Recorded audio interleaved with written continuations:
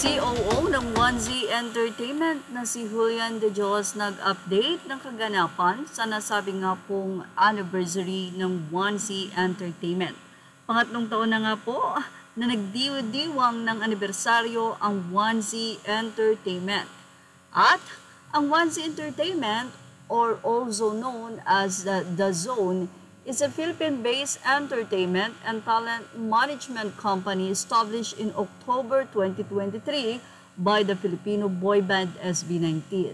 Headquartered in Quezon City, Philippines, the company operates as a full-service creative and management agency, overseeing music production, artist management, contest creation, branding, and live event production. History: 1Z Entertainment was established in mid-2023 following SB19's departure from their previous management company, ShowBT Philippines, a subsidiary of the Korean company ShowBT Group. The members of SB19, Pablo, Jostel, Ken, and Justin, founded the company. Pablo, the group's leader, also served as the CEO of the company. Partner group ng SB19, ang Sony Music. Happy anniversary SB19! Samantala, ngayon ay nananawagan ng mga fans na mag-mass voting at ito po ay magaganap o naganap na ngayong 3 p.m. Dahil from this 19.4%, SB19, 80.6% from this.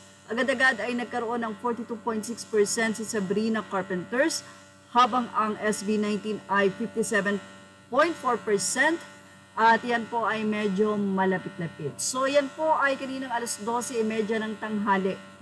Well, narito po ang ilang naging say ng ilang mga fans or 18. Grabe, di naman ganyan kalakas nung una yung kalaban nila. Talagang may mga fandom na hindi naman fan pero gusto lang ibagsak ang nag-iisang Philippine representative. Well, nagtataka nga ang isa at sinabing ang bilis nila. Say naman ang isa pang fan, di ba 10 votes per day per email po ano? Kasi ilang araw ko na po siyang problem. Nakapag-vote na po ako gamit ang isang email ko. Paggagamit po ko ng sa asawa ko ang sinasabi reach to na daw limit ng vote for the round. Sa quarterfinals na lang, problem po na siya. Yes po, ang SB19 ang kaisa-isang Filipino representative sa BBFA or Billboard Fan Army. Kaya naman nagtutulungan ng mga fans na maiangat ang pride ng Pinoy, ang SB19. Well, ano po ang masasay nyo sa ating update na ito? Ilagay na ang inyong opinion sa ating comment section. Images or all credit to the rightful owners. Please like, share, and subscribe.